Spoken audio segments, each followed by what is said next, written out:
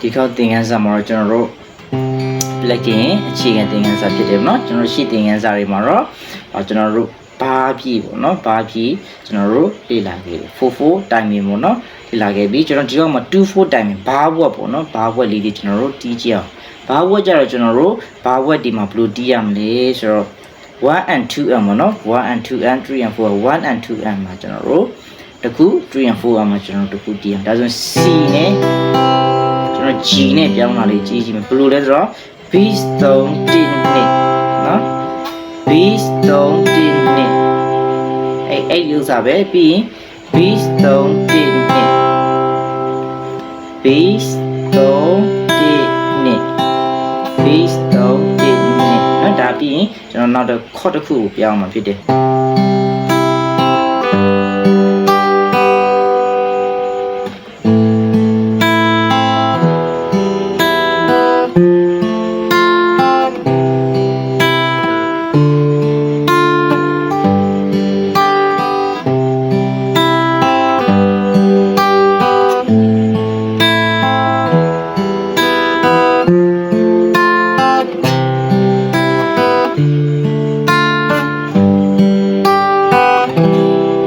ဒီလိုပုံစံလေးကျွန်တော်တို့ကြည့်ရမှာဖြစ်တယ်เนาะဒါဆိုလို့ရှိရင် base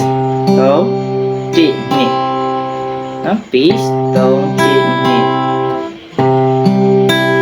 ဒီ base 3 1 2ပဲ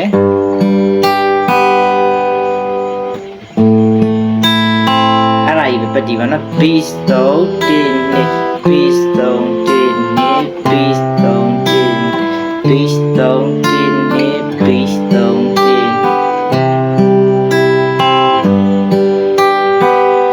ကျွန်တော် C မှာဆိုရင်5ကျူကို base ယူရမယ် G မှာဆိုရင်ကျွန်တော်6ကျူကို base ယူရမယ် E minor ဆိုလို့ရှိရင်ကျွန်တော်5ကျူပေါ့နော်ကျွန်တော်အရှိမလေ့ကျင့်ခဲ့တဲ့အတိုင်းပဲဒီမှာကျ F E minor လေးပါလား E minor ဆိုရင်ဒီ base က E ကျူဖြစ်တယ်နော် E လုံးဖြစ်တယ်ဒါလေးကိုကြည့်ရမယ် E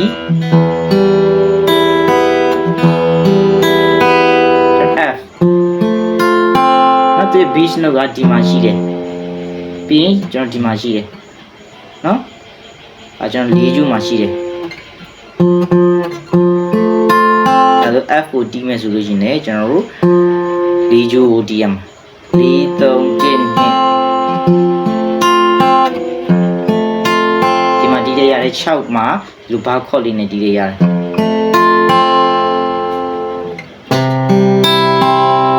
ဒီကတော့ကျွန်တော်တို့4ကျူးအလွတ်ကျူးဖြစ်တယ်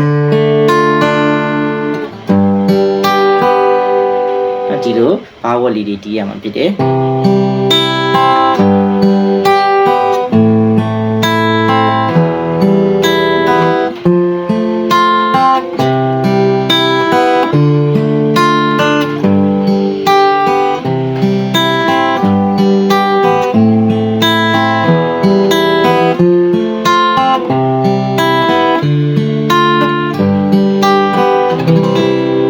ကျွန်တော်တို့ဘာဝက်ပုံစံလေးတွေဖြစ်တယ်เนาะဒါကတော့ကျွန်တော်တို့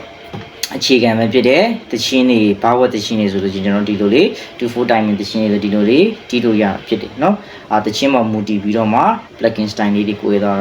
အများကြီးရှိတယ်ဒါကတော့အခြေခံလေးဖြစ်ပါတယ်ဒီဟာကိုတီးခတ်ကြည့်ပါ